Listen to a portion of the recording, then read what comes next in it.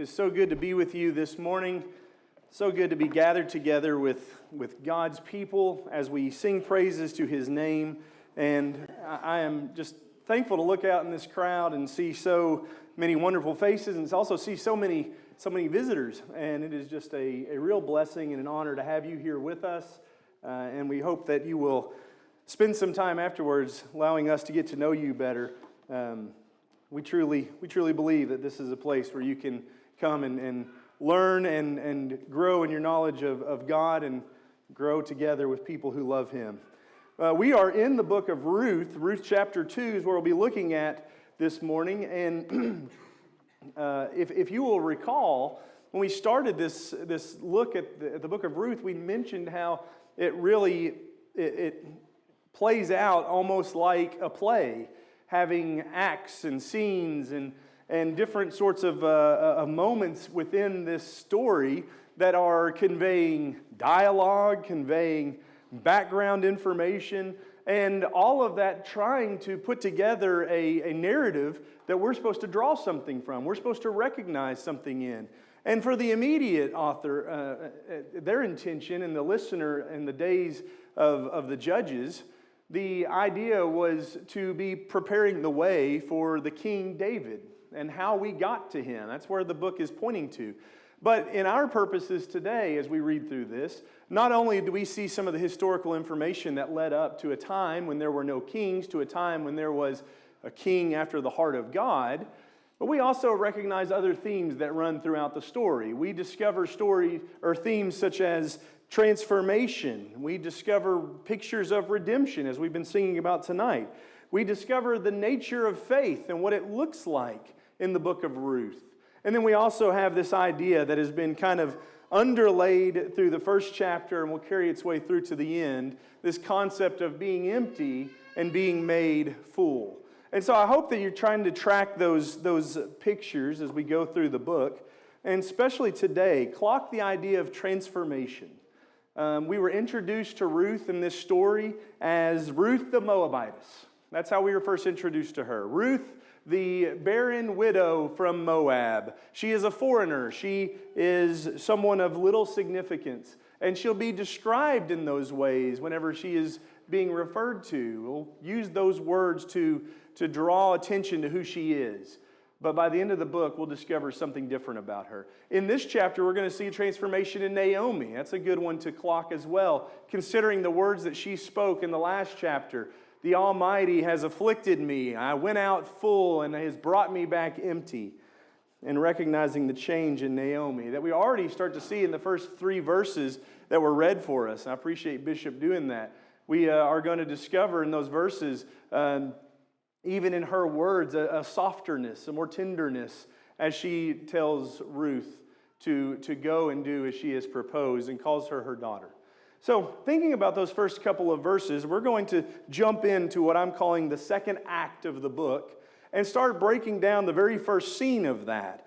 And the first thing that we recognize is Ruth sees there's a need for me to do something. And so she asks permission from her mother-in-law, Naomi, can I go out and glean in the fields for us? And that reveals a couple of things. I think the most important thing that reveals is Ruth recognizes we're not out of danger. You'll recall they left. Naomi, Elimelech, their children, they left because of a famine. That's what led them to the land of Moab. But she got news that God had visited Bethlehem. God had brought bread. He had brought blessings back to the land. The famine had come to an end. And so they returned to the land, recognizing that's the place of good blessing. There's good things in Bethlehem. We need to go back because God is there. We need to go back because God's blessings are there. But that has not put food in their bellies. And so Ruth recognizes, somebody's got to do something. Let it be me. Let me be the one to go out and try to glean for our family. And Naomi allows her to. But she also is going to recognize that, at least this might indicate that she recognizes, that the land that she's living in has a specific law. And I need to get to know that, and I can live by that. So in the Torah, the law was for the foreigner and for the widow, you are to leave the edges of your fields uncut so that they can go through and glean from the land. It was a way for Israel to provide for the poor and destitute. They needed food. And so this was, in a sense, sort of our welfare program. They don't have fields of their own, so they go into the fields of the people who had the land, and they took from them, from the edges, from the corners of the field, and that way they would be able to have food for them to eat. Now, all of that works great for Ruth as a foreigner and as a widow. She fits the bill here perfectly. But it's also those same descriptions, foreigner, widow, poor, destitute, that also make her a huge target for people to take advantage of. And so she seems to not only know the law, she knows the land as well. If we recall the book of Judges, this is not a safe place to her to go out. And so she uses this phrase. She says, if I find favor in someone's eyes. That is a legal term. And it's the term that we would expect to hear maybe in the presence of the king. That we would go before the king and seek favor before the king. It's this idea of throwing yourself at the mercy of someone. And so that's what she does. Maybe into the landowners, she's seeking mercy to provide for her and not take advantage of her. But probably more accurately, it's the harvesters, the people who are working the fields. And that's kind of where the first scene brings us to. There's a need, there's a source of solution for the need, but we're not sure it's going to work for us.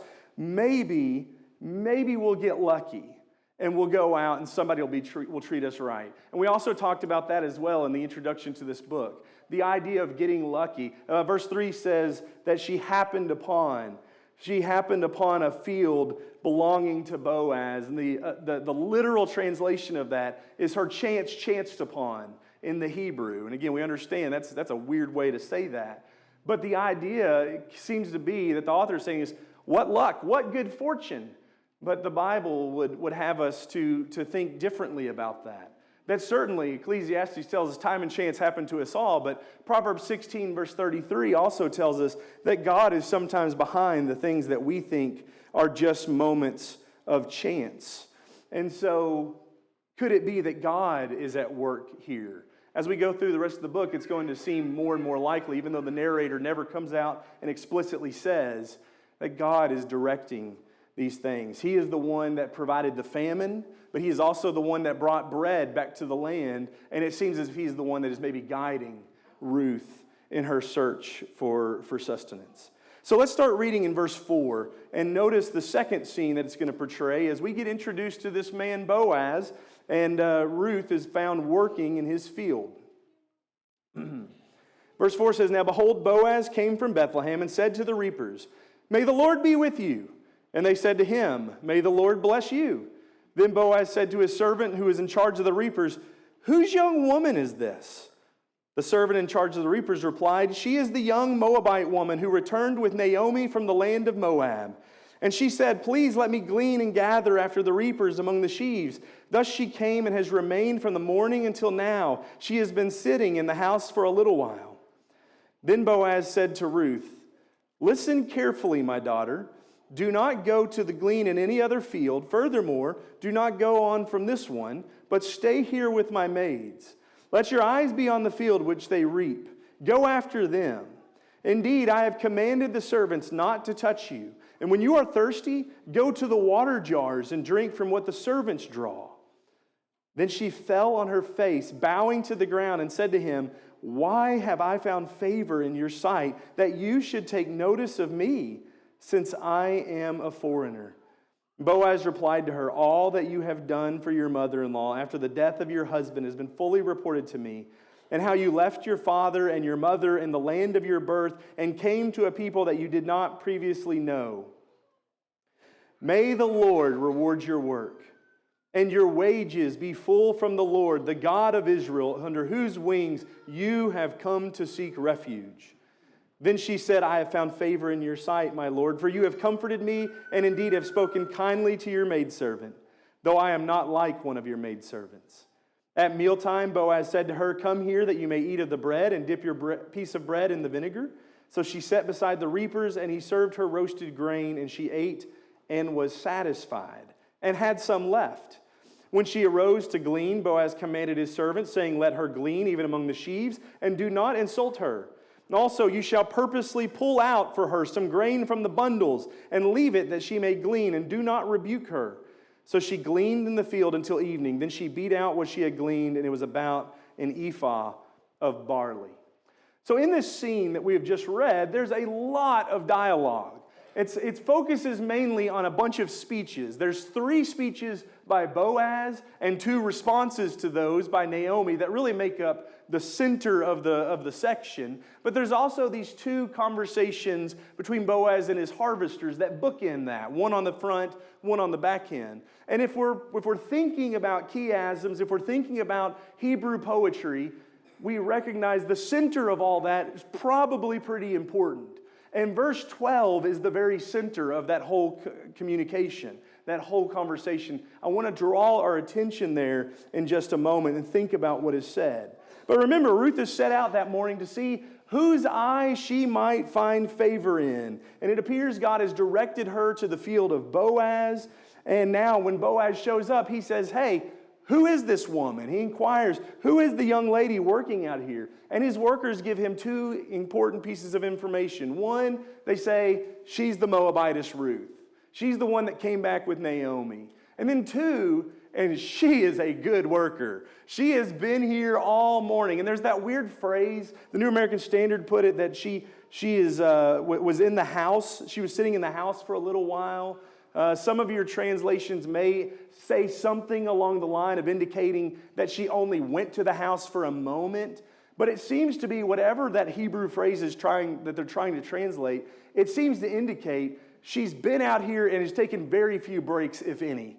She is out here to work primarily because she's here for Naomi. But I'll have you note what they don't say about her. They don't say she left her father and mother and her land and her gods and came here to a people she didn't know. They don't say anything other than the information they have right there in that very moment. She belongs to Naomi. She's the one that came with her from Moab, and she's a really good worker.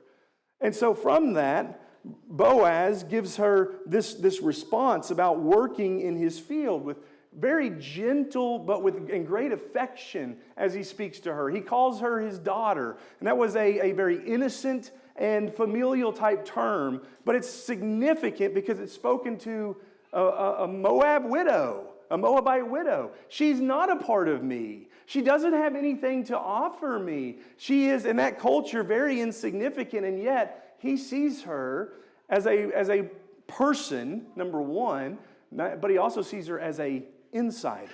She's not the outsider of Moab. She is like my own daughter. So she is someone that he is already showing a love for. She's not just a leech, a mooch that's here to use what I have, but she's also someone who seems to be a good woman that I need to give need for. And so he offers that. He offers to provide for her needs. He offers her protection. I've spoke to my workers. They're not going to lay a hand on you. He offers her position. That's interesting that he says to her, when you're thirsty, you drink what the workers drink. That was not customary.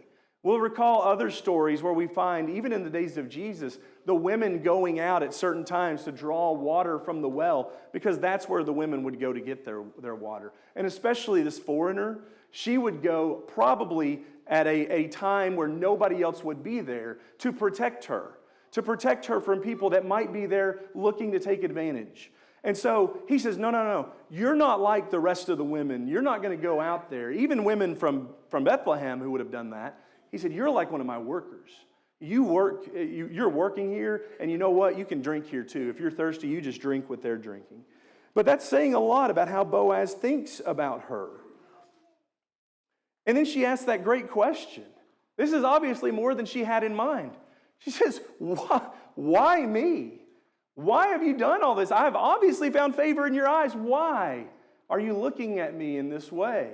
And Boaz says in verse 11, and these 2 verses couple together, he says, 1, I've been told all about your faithfulness. I've been told all that you have done. And that's pretty remarkable since none of his workers told him that just a minute ago. All these things that he brings up are obviously things that have been floating around the city, that this is the rumor mill that's spreading that, hey, that Ruth, these are the things that she's done. And all of that has come to the ears of this nobleman. And it leads him to say the most beautiful words. May the Lord, and that's the word Yahweh, may Yahweh reward your work and your wages be full from Yahweh, the God, the Elohim of Israel, under whose wing you have come to seek refuge. If you're a highlighter, if you're an underliner, that's a powerful, powerful verse to highlight and underline and reflect a little bit upon. Think about what Boaz has just said. He has just married two concepts. He's married the idea that God might give a gift to somebody who's not even a part of his people. She's a Moabite, but God might give a reward, a gift to her. And also he's married the idea that you have wages. Wages are something that you are paid because of the work that you have done. You have done good things, and it deserves to be rewarded. It deserves to be paid. And I pray that it's Yahweh who sees that and pays you your wages, pays you what you are owed. That is a beautiful, beautiful phrase. And I think that we rightfully make a case today against meriting our salvation. Our salvation is not because of something we have done or because of who we are. We make that case. But in the book of Ruth, when you reflect on what's happening there, the depiction of faith, what does faith look like? We're being shown that. But also, what's the value of faith? What is faith valued at in the eyes of God? I think we're seeing that in the book of Ruth as well. We might ask ourselves, how has Ruth come to seek refuge? And how has she come to be rewarded under the protective wings of Yahweh, the God of Israel? How has Ruth worked in such a way as to have wages, which Boaz prays that Yahweh will make full? And the only bit of information that we're given is her faithful life.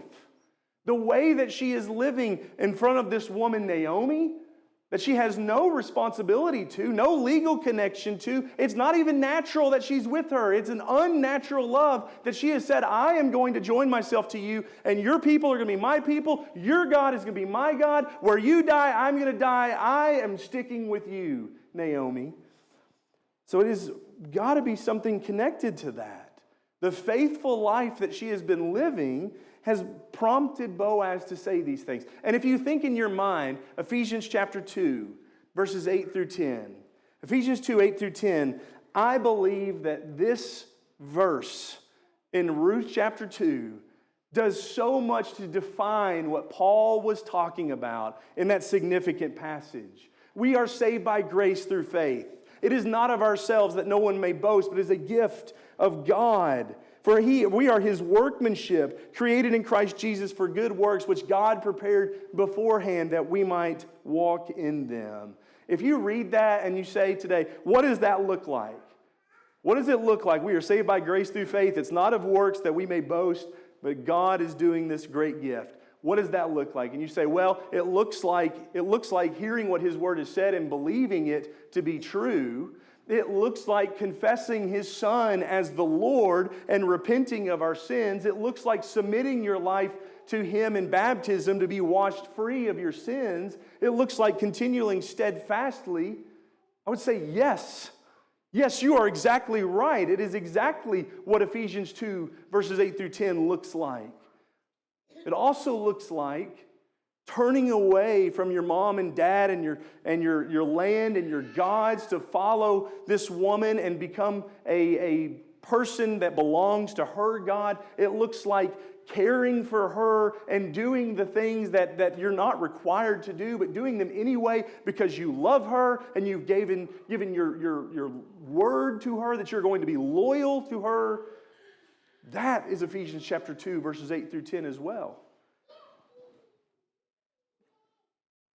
But to say that this verse means that you accept something as true, and just because you believe that, and you have placed all your trust in that God is going to give you something, some salvation, some greater life, because if you did anything more than that, you would be meriting that gift.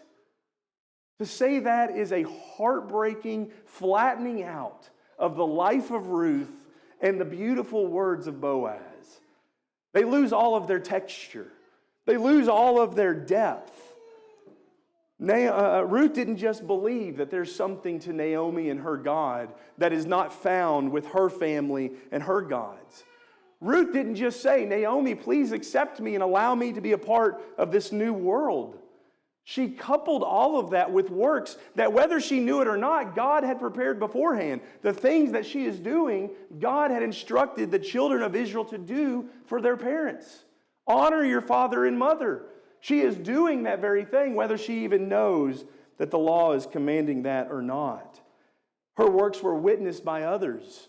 And it brought this noble man, Boaz, to say, hey, your life needs to have wages, and it is my prayer that God be the one to pay those wages, that God reward you and your wages be full. It's a beautiful, it's a powerful passage. It's met back up by Ruth saying, obviously I have found favor in your eyes because you have spoke so kind to me, because you have treated me so charitably. And we're going to move in to the next section real quickly, because I want to talk about a few more things before our time runs out. But please note this, and we'll come back to this point in a moment. Boaz's words here are beautiful, but they're a prayer. He's not giving up and making a statement, hey, this is what you deserve, this is what's going to happen, this is what God will do. This is Boaz's desire. I pray that God will reward you. And in his mind, he's not thinking, I hope you go to heaven. He's saying, I hope you get the things that you're out here working for. And what's the very next thing he does? He goes to his workers and say, hey, you know how we're supposed to leave the corners of the field? You grab some sheaves off the cart and you throw them on the ground. He becomes the answer to God's prayer that he has just prayed. He says, I want God to do this. And I want it so much so that I'm going to get involved. And I'm going to try to be a part of it as well. I want you to keep that in your mind as we come back to this in a moment. But let's finish up reading the rest of the second act. So start in verse 18 with me. She took it up and went into the city, and her mother-in-law saw that she had gleaned. She also took it out and gave Naomi what she had left over after she was satisfied. Her mother-in-law said to her, where did you glean today, and where did you work? May he who took notice of you be blessed. She told her mother-in-law with whom she had worked and said, the name of the man with whom I work today is Boaz. Naomi told her daughter-in-law, may he be blessed of the Lord, who has not withdrawn his kindness to the living and to the dead. Again, Naomi said to her, this man is our relative. You might have, this man is near us. He is one of our closest relatives. You may have kinsman redeemer. Then Ruth the Moabitess said, furthermore, he said to me, you should stay close to my servants until they have finished all my harvest. And Naomi said to Ruth, her daughter-in-law, it is good, my daughter, that you go out with his maids so that others do not fall upon you in another field. So she stayed close by the maids of Boaz in order to glean until the end of the barley harvest and the wheat harvest. And she lived with her mother-in-law. Again, we're going to focus on some of the dialogue of this chapter. Specifically, we're going to draw our minds to verse 20 in just a moment. But Naomi seems so shocked by what she has seen. Ruth has come back to Naomi. She's shown her what she was able to glean. Scratch that. She's shown her what she was able to glean after she was satisfied. So she had even more than this. She was satiated. I would even say she was full. Think about that as you think on the whole story of the book. And then she has some left over. And so she brings that, and Naomi is shocked. She says, where did this come from? And before Ruth can even answer, she says, because I'm going to bless them. I'm going to bless whoever this came from. And her words are so interesting when she says, whoever took notice of you, may he be blessed. I wonder how many times she told this story to her surrogate grandson, her adopted grandson, Obed, after Ruth and Boaz, spoiler alert, will have a child. I wonder how many times that they heard that story and passed it along. And I wonder that because David, whenever he writes Psalm 41 verse 1, he writes these words, how blessed is he who considers the helpless. I wonder if he heard that from his great-great-grandma who said, this man took notice. This man considered someone who was incredibly helpless. David writes later, how blessed is he, the Lord will deliver him in a day of trouble. But Ruth responds to this questioning, and she says, his name is Boaz. The man that I worked with, his name is Boaz. And it leads Naomi to bring up two, again, important facts. Number one, She says, Yahweh has not withdrawn his kindness today from the living or to the dead. Transformation. All right, chapter 1, Almighty. She's referring to Yahweh. She calls him by this ancient name, Shaddai, Almighty. He has afflicted me greatly. I was full. He took everything from me. He emptied me out. Chapter 2, into the chapter. Yahweh, he is still kind. He is still good. He is still right. He has not withdrawn his kindness from the living or the dead. What a shift in the stories and the words of Naomi. But 2, Boaz, our relative, this man who is near to us, is also our Gaal. Now you might be saying, that's not what my translation says, but that's the word that is used there. And there's 2 words that are translated Redeemer. The first one, and the probably more significant one, is the word Pa'al.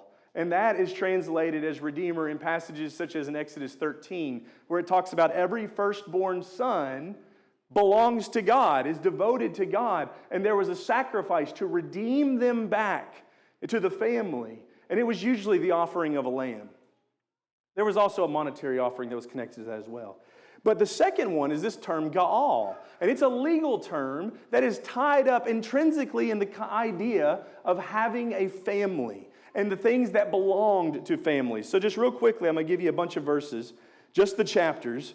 Leviticus 25, the Gaal ensured property didn't pass out of the family in perpetuity. If you sold a property, eventually the Gaal was going to make sure you got it back because it belonged to the family. Also in Leviticus 25, the Gaal was responsible to go and find members of the family that had sold themselves into slavery and purchase them back, gaining them their freedom again. Numbers 35, the Gaal tracked down and executed murderers of relatives in the family. In Numbers 5, verse 8, the Gaal, whenever a family member was killed in some sort of violent crime, the Gaal would receive restitution money on behalf of this deceased and distribute to the family. And then a very strange one, Job 19. Job uses this same word, and specifically the section is 23 through 29, and Job is lamenting that he has been basically taken to court. And there's no one to represent him. I'm an innocent man, and I'm in the court of public opinion being treated as if I am wrong. But in 23 through 29, he references the Gaal, who would have a responsibility in a lawsuit to represent their relative. And in verse 25, he says this. He says, I know that my Gaal, I know that my Redeemer lives, and at the last he will take his stand on the earth. What he's saying is, even if no Redeemer is going to step up and represent me today, I know that the Redeemer, God, will represent me, and I am of his family. It's a very interesting passage. But under the Mosaic Law, the importance of family is evident. There's a lot of laws stipulating something that says God thinks the family is important, and we're going to be having someone responsible for restoring family relationships and restoring family honor even after a person has died. And Naomi points to Boaz and says, Ruth, do you know who that is? That is our Gaal. That is our kinsman redeemer. And the listener, knowing all that, becomes much aware. Today is not just a day where your chance chanced upon a field. Today is not just a blessing. Today is a day of hope. Because someone who had granted themselves, resigned themselves to just being someone who might survive, all of a sudden has a view towards restoration and redemption. Now, will Boaz recognize his role as a redeemer? Will Ruth even be accepted as a member of the clan, a member of the family? Her husband is dead. She is a Moabitess. And there's even this sense of a levirate marriage where if a brother died, his other brother would take his wife to make sure that she had an offspring so the family line could continue on. That's not Elimelech. I'm sorry, that's not Boaz. He is not a brother to Mahlon or Chilion. He has no responsibility in that. So what's going to even happen to Ruth through all of this? Well, we'll have to wait. We'll have to wait and see. That's the beauty of the book of Ruth, is these scenes end repeatedly going, what's going to happen next? But before we get to that, I do want us to just wrap up with some gleanings from chapter 2. What are some things that we can take from the edges of the field of this book? Number one is faith oftentimes moves well before it sees the outcome. Ruth knows there's something that needs to happen. I need to get food. And I don't know if anybody here is going to accept me, but I trust that if God is good and He has brought us back here and He's put food in the land, and Naomi seems to think that these are things, even though she's bitter, even though she said the things she said, we still got to go back to God. Ruth says, well, you know what? I'm going to go work then. I'm going to go try to do something, and maybe we'll be treated with favor. Faith is like that a lot of times. Faith by its very nature doesn't know the outcome. Doesn't know exactly how things are going to happen each and every step of the way, but it trusts. It trusts in something, and it's not blind trust. There is substance to the hope. Just as I just said, recall, Ruth has heard Naomi reason that we need to go back because Yahweh has visited Bethlehem. We need to go back. Even though Yahweh has brought pain to me, He is still worthy of us going and being in His presence because He is a good God, and He provides blessings to His people. And so now, Ruth, not with blind trust, but with trust that's reasoned out and logical, says, hey, maybe He'll be good to me too. Let's go and work. I would also say that faithfulness is something that is seen, that is made evident. Ruth didn't advertise her character. The people in the field didn't necessarily advertise her character, but Boaz had come to know all of that. Faithfulness travels further than you might think. I think we make a good point sometimes out of how far sin will travel as well.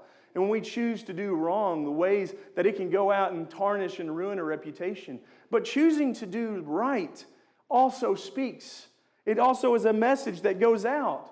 And maybe it's because we live in darkness, but living out God's commands to be lights, living out God's command to be servants, living out God's command to comfort those who are in need of comforting, you might feel like nobody else sees that. You might feel like, oh, there's other people doing way more prominent work. We referenced the other day people going into jungles. There's people that are going overseas. There's people that are doing all these other things. Ruth loved her mother. Ruth honored her mother. And this great and noble man Boaz says the whole city's basically the whole city's talking about this. Your news of what you have done has made it even to my ears. Let our light shine. Very well be the only light that some people see, but it has opportunity to speak to others. Also, as we noted about Boaz, be committed to be the answer to the prayer that you just prayed. Reflect again. Boaz says, may the Lord reward your work. May the Lord make your wages full. And then he immediately turns around and says, guys, start filling her up. Start giving her more. Start taking sheaves from the baskets and leaving them on the edges of the field, leaving them where she can find them. Start giving her. And then even when she goes to leave, he says, here's more. And he gives her food to eat. Sometimes we pray that prayer. God, please help this family have peace. God, please encourage that downtrodden brother. God, please, in some way, help that soul see the danger of their sin. Help them see where they need to be. Help them see what they need to be doing. Do we ever ask, God, let me be the answer to this prayer? God, please let me be the one. Bless my work to try and do exactly what I've asked you to do. Be aware that God's care most oftentimes comes through human hands. So if we're praying for God to be in a moment, let's submit ourselves also to be in that moment as well and allow ourselves to be the provision we just asked God to provide. I think in this verse we also learn that grace doesn't eliminate work. It empowers work. Ruth sets out to work by gleaning the fields, but she isn't working alone in this. And again, faith is the same. Faith works because it trusts in God's power of grace. Like Ruth, our faith is oftentimes at best, maybe it's not even this sometimes, but at best, it's just impoverished gleanings of the corners of the field. That's all we're coming to God with. And yet it's His grace that fills that work with blessings. So don't think that God's grace just eliminates our need to work. It empowers it. It gives us reason. And then don't think that God changes just because things in your life cause you to think differently about Him. Naomi's transformation in this section is so powerful. And we may come up with bitter conclusions just like Naomi. We may say, God has abandoned us. We may say, God has done this. God has led me out here and then left me high and dry. God has afflicted me. But if we will patiently and humbly wait, and I know in hardship, and I know when we're hurting, I know that those are not easy words to hear. Just wait. Revelation chapter 6. The martyred saints are under the throne. They're under the altar, I should say. They're under the altar asking God, when are you going to do something? And He says to them, He says, a little longer. Just wait. Be patient. If we will humbly wait, oftentimes we will discover that our conclusions are not final truths. The things that we have come up with because we see it right here are missing the greater picture that's out beyond. So in hardship, do not give up. We can go from one who says, He has afflicted me, to He has not withheld His kindness to the living or to the dead. Let us continue to wait upon the Lord. And then lastly, I want us to think about this point as we draw this to an end. Redemption begins oftentimes before you recognize it. Ruth's redemption starts really all the way back in chapter 1.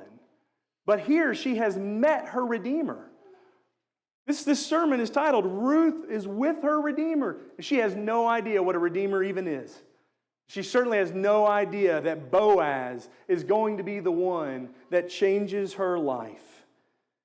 Maybe that describes you today. Maybe you, in your life, look somewhat similar to the life of Ruth. Maybe you've recognized, hey, there is trouble in my life. There is a famine.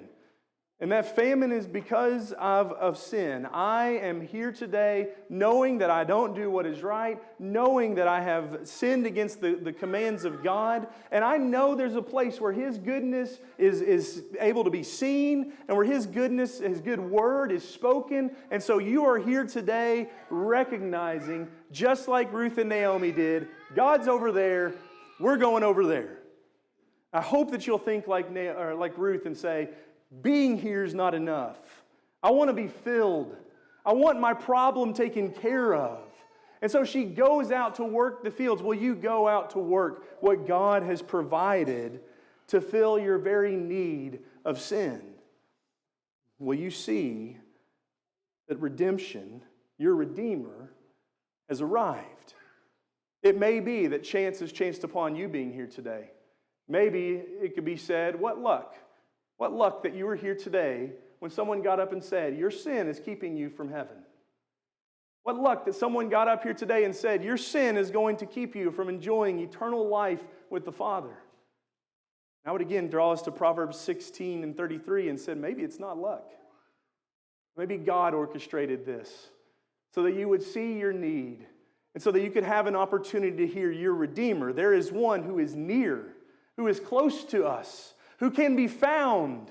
And He is our Gaal. He is our kinsman redeemer. He is like us.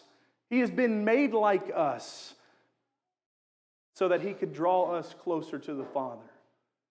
Jesus our Christ. He is our Redeemer. What will you do with that information today? Here is my prayer. My prayer is that He will reward you, that He will make your wages full in Him, Yahweh, our God, our Elohim, that you will find refuge under His wings, and that you will seek Him out through His Son Jesus, our blessed Redeemer. I pray that you will learn from the story of Ruth that we have a hope of restoration. We have one who sustains our life. And if there is anyone here today that is recognizing, I am in need of my Redeemer,